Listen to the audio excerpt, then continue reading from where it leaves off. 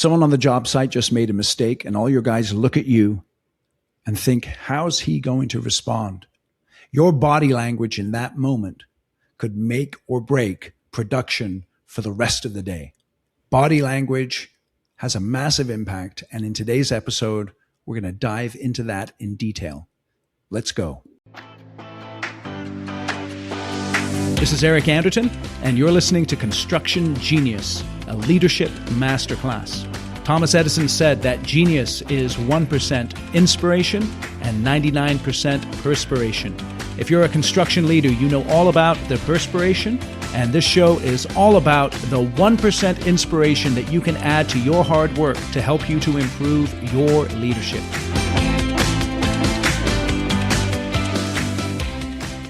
Let me tell you about Caleb Williams, quarterback born in Washington, D.C., recruited as the number one player in the country coming out of high school, starts at Oklahoma as a freshman, follows his coach Lincoln Riley to USC.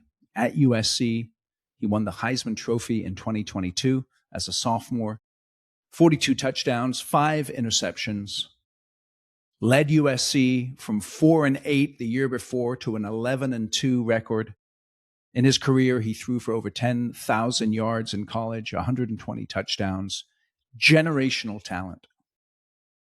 2024 NFL Draft, number one pick of the Chicago Bears. So there he is, the number one pick, the most scrutinized position, quarterback, in the most scrutinized sport in America. What was year one like for him? Well, he got sacked 68 times, a league high.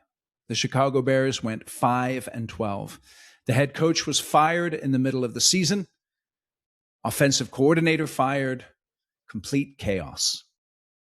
And during that season, the cameras kept catching him, slow to get up after sacks, head down, walking back to the huddle like the game was over. And you can understand that, right? I don't know about you, but I wouldn't want to take 68 sacks in a season. But it became a national conversation, and it wasn't about his arm talent. It was about his body language. The Bears hired a new coach, Ben Johnson, and during the off-season, between 2024 and 2025, he sits down with Caleb, rolls the tape, and begins pointing out not his technique, but his body language, and asks this question: is this what we want to look like or not? Caleb and Ben agreed together that it was not the kind of message he wanted to communicate. This is what Ben Johnson said: we don't want to be a palms-up team where we're questioning everything. And so Caleb Williams had an insight. His body language was having an impact, and as a result of that, he began to go to work on it as a skill. We'll come back at the end to see how well he developed that skill. I came across an article by Amy Cuddy, a researcher. She writes for the New York Times, The Athletic, and she lays out research from the German Sport University in Cologne, who've spent over a decade studying nonverbal communication in competition. And what a person does with their body in the seconds after each situation matters more than most people think. The body doesn't merely reflect an internal state, it actually shapes internal states as well. I found that very interesting. So it's not a one-way cause and effect. It's a loop. When you slump, you feel worse. You feel worse, you slump harder. But the reverse is equally true. When you pull your shoulders back, when you take a breath, when you lift your head, all physical cues, something internally begins to shift. Your posture doesn't just express your internal state, it also participates in creating your internal state. Body and inner life are woven together. That integration is undeniable. So with that foundation, let's take a look at what body language does on 3 fronts. First, what body language does to you. Second, what body language does to your team, specifically your team that reports to you. And third, what body language does to your project partners. First, what body language does to you. Your body contracts. Something goes wrong on a job. Your body contracts, your head drops, your shoulders curl, your chest narrows. It's not just showing how you feel. Your posture is actually now deepening the feeling. That loop tightens. And now the next decision you have to make, the next confrontation that you have to go through becomes harder than it needs to be. Before anyone has said a word, before anything else has gone wrong, you've already made the situation worse for yourself by the way that you're responding in terms of your body language. And you know what it's like on a job site? The next play, so to speak, is seconds away.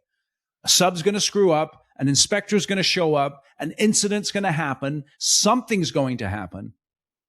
And what you do with your body in the seconds after a difficult situation will often determine what happens next. What about what your body language does to your team? NBA reporter Zach Lowe was watching Kevin Durant. Now, if you know your NBA, he's one of the greatest basketball players who has ever lived. All-star, NBA champion, and right now he's playing for the Houston Rockets. And the Houston Rockets have built their entire team around him. And in observing Kevin Durant, what he noticed was after his teammates threw a couple of bad passes, Durant would roll his eyes, throw up his arms, show in his body language his displeasure. And what Lowe labeled that as is sulkiness. And then he said that kind of stuff can seep into the ether of a team. Now think about that. Whether you realize it or not, you are Kevin Durant to your guys. The research is unambiguous. The higher your status, the more weight your body language carries. Whether you're a superintendent, project executive, the owner of the company, you're the highest status person on the job site. When you visibly deflate, it ripples through every person who sees it. The young guy who just made a mistake, he's not going to shake it off. He's going to tighten up further when he observes your body language being negative. And it's not because he's soft. It's because that's hardwired into human behavior. When the person you look up to signals that the situation is bad, you respond to that signal. And you just made his next play harder. And here's the flip side, and this is vital. Mistakes in construction are often team mistakes. A leader has to acknowledge the mistake quickly and then give the team permission to move on. Harvard coach Kathy Delaney Smith, she's coached for 40 years, the winningest Ivy League coach in history in men's or women's sports. And she never gave the point guard role to a player who couldn't manage her reactions after mistakes. Because the point guard is who everyone watches. On your jobs, in your company, to your guys, you are the point guard. Now think about what body language does to your project partners. In sports, you have an opponent. And in sports, believe me, your opponent picks up on your body language, whether it's good or bad, and that affects their performance. In construction, it's a little more nuanced than that. Your project partners, owners, architects, subs, GCs, they're not your opponent, but they're always evaluating you. They're asking and answering one question constantly. Do I want to work with this guy, this company, and his team in the future? Researchers show observers looking at 3-second silent clips. No sound, no scoreboard, no context. Researchers showed observers 3-second silent clips of people in athletic competition. No sound, no scoreboard, no context. And those observers could actually determine who was winning and who was losing just based on posture. Killer quote here from the article. Displaying submissive nonverbal behaviors in competition may be highly dysfunctional. Every time you overreact to a situation, every time you magnify adverse circumstances, assign blame, seek sympathy, or go into your shell, your project partners notice, and it makes them less likely to want to work with you in the future. Think of it this way. Each adverse situation and your response to it is a chapter in a book. Those chapters add up over time, and the book they're reading tells them whether they want to do business with you again. Ben Johnson, the coach of the Chicago Bears, put it perfectly. There's a difference between a quarterback who gets sacked and pulls himself up immediately, shoulders back, eyes forward, already moving toward the huddle, and one who stays down an extra beat, rises slowly, head lowered, walking back to the huddle like the game is already lost. Those players, whether you're rising quickly or rising slowly, are telling their team two different stories. So ask yourself, with your body language, what story are you telling? Now, this new research is fascinating, but none of it is actually new. In 2008, there was a study of judo competitors at the Olympic and Paralympic Games across more than 30 nations, including athletes who had been blind since birth and had never seen another person express victory or defeat. The patterns were remarkably consistent. Winners tilted their heads up, expanded their chest, raised their arms. Losers slumped, narrowed, dropped. The athletes who were blind from birth showed the same responses as the sighted ones. These aren't poses that we learn, they're innate responses to success and failure. That means when someone on your crew makes a mistake and shrinks, they're not necessarily making a conscious choice.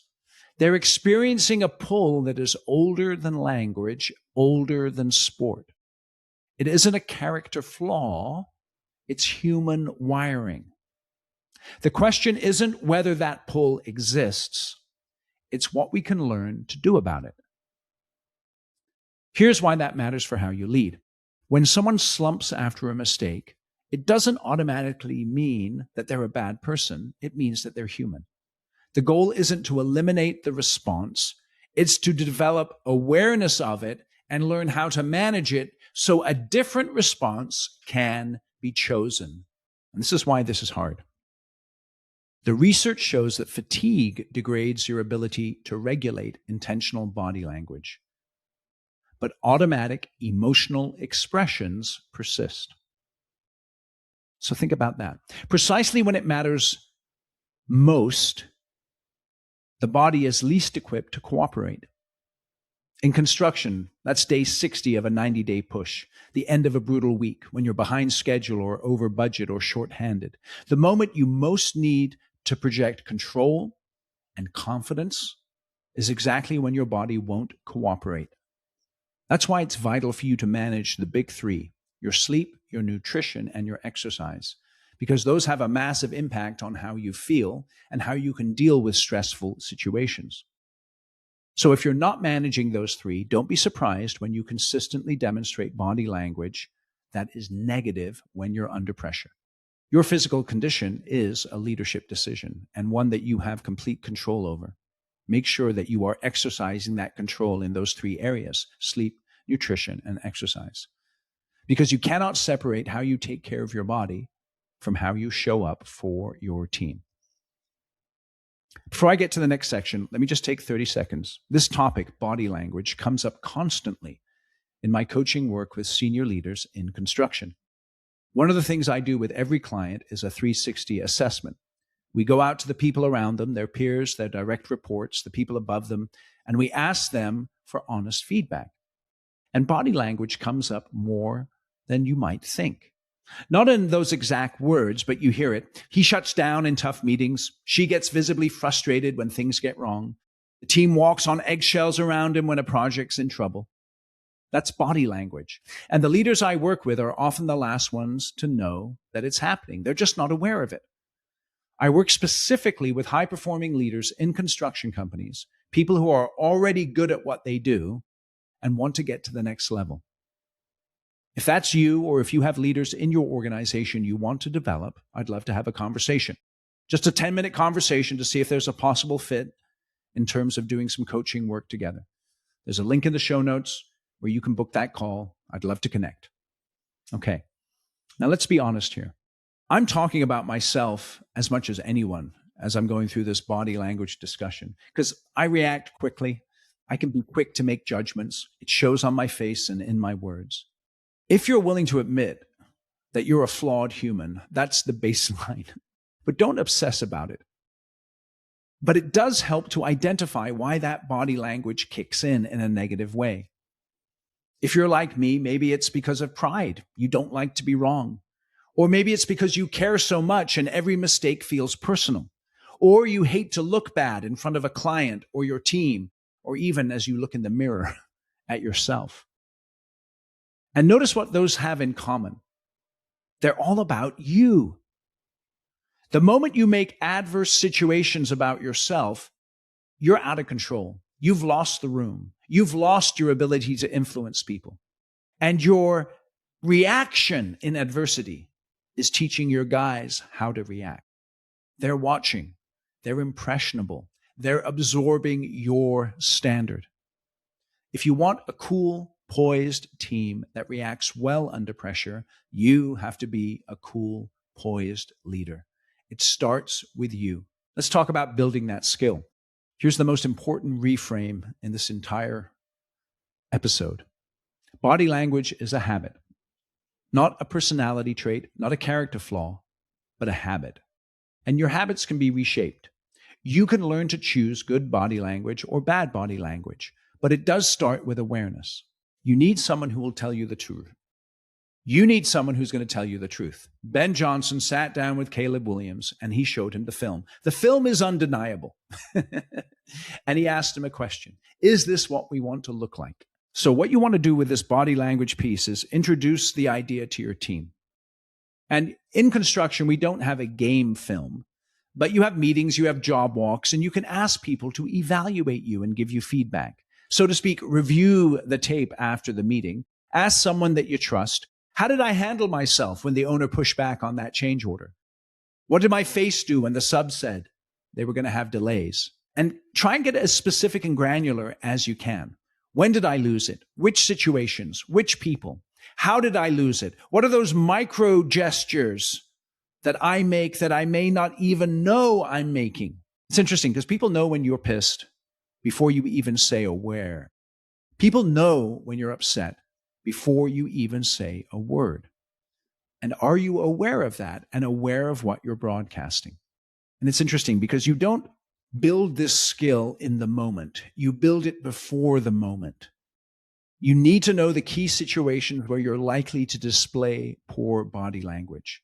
Maybe it's going into a tough meeting, a contentious project coordination meeting, a hard conversation with a sub. There you've got to prepare yourself in advance. Maybe it's a mantra, head up, shoulders back. Viktor Frankl said this, between stimulus and response, there is a space.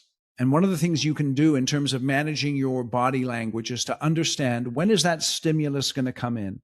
And how can I create the space between the stimulus and the response to manage my response in the best possible way? It's really interesting. Build physical cues, something deliberate that interrupts that gap between stimulus and response or fills that gap. For me, it's a deep breath. And my kids often laugh about it, right? Because they've seen me in pressure situations and they see me take a breath. And actually, it's interesting. I actually lick my lips sometimes. And it's this little half-second gap that I create where I can get in control of myself. And they may observe it and they kind of laugh at me. But I promise you that if I'm able to do that little physical cue for myself, it's much better than losing control of myself and demonstrating in my body language the fact that I'm angry or out of control. It's interesting because by doing that little cue, that deep breath, even just licking my lips, yes, it is a type of body language, but it's also keeping me from worse body language or more negative body language. And it helps me to get into the space where I can show up as the best possible leader. So find your cue. If you have to make it physical, do so. It's okay if other people understand, because I'd rather get a control of myself in the moment than lose control of myself and say things that I will regret afterwards that I then have to go tidy up. Now, I know we've been focusing on the negative here, but it's not only about managing the negative. The loop goes both ways. Sue Bird, if you don't know her, look her up. She spent decades in the WNBA, 4 championships with the Seattle Storm. She's widely considered the greatest point guard in women's basketball history, a winner on almost every level she played. And she specialized in micro recognition as well as in controlling her own demeanor. She had the same demeanor, up 15 or down 10. And it wasn't just what she didn't do after mistakes, it was what she did after successes. And that's really key. Your body language after a success and what you do when things go well is as important as how you manage stuff when things are going badly. So think about your guys. Your foreman runs a clean inspection. Your apprentice nails his first layout. Your crew pulls off a difficult pour on a tight schedule. Do you recognize them? Sue Bird, after a great screen, would point and nod at the person who set the screen, making eye contact with a teammate. Just a micro recognition. What kind of micro recognition are you giving your guys? It could be a thumbs up, a quick text, I really appreciate it. That's all it takes. It costs nothing. It lands hard. Micro wins, micro recognition reinforce positive loops in the same way that your bad body language and those micro losses compound. Leaders have to take the opportunity to emphasize the positive in real time. And it's interesting. We've got to make this connection between the inner life and the outer life. The inner life influences your outer life influences your inner life.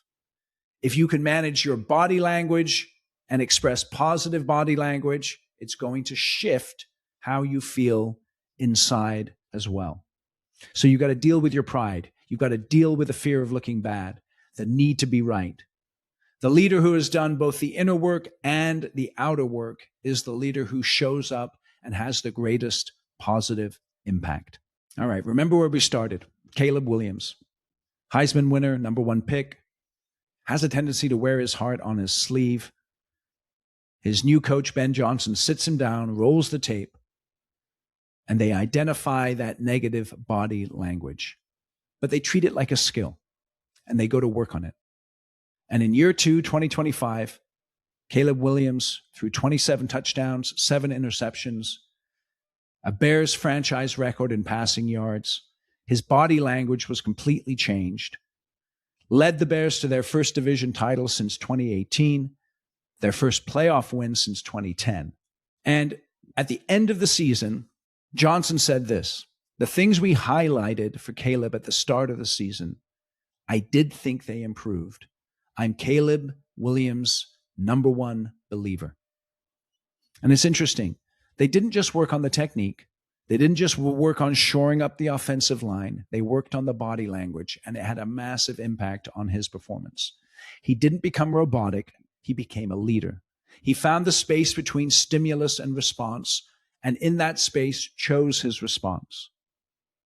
In year 1, his head was down. He was slow to get up. He was walking back to the huddle like the game was already over after each sack. But in year 2, shoulders back, eyes forward, more positive in his body language. It impacted him. It impacted his guys. I can tell you it impacted the other team as well. So, what's your takeaway here? Identify 1 or 2 ways that you are showing negative body language. Ask yourself, what are those situations where I'm showing that negative body language? Get some feedback from your team. Think about, how can I switch that negative body language to something more positive? Even if you don't feel like it in your heart or in your mind, you can choose to show it in your body, knowing that there is a connection between what you display in your body and how you feel inside, just as there's a connection between how you feel inside and what you display in your body. Go to work on your body language. With awareness and practice, you can make some real progress. Hope you found this helpful. Hey, this is Eric. Thank you for listening to today's episode. Hope you found it useful. Got some good insights. And if you like this episode, shoot me an email, eric@constructiongenius.com. Tell me what you liked about it. Give the show a rating and a review wherever you get your podcasts. And if you have high-performing leaders who need to take their leadership to the next level, click the link in the show notes and book in a 10-minute conversation with me to discuss how my executive coaching can help your high performers excel. I'll catch you on the next episode. Thank you for listening to this episode of Construction Genius. Hope you found that 1% of inspiration to help you in the next few days. If you like the show, please give us a 5-star review on iTunes, share it with other construction leaders who you think would benefit, and always remember that the show is brought to you by Kick-Ass Meetings.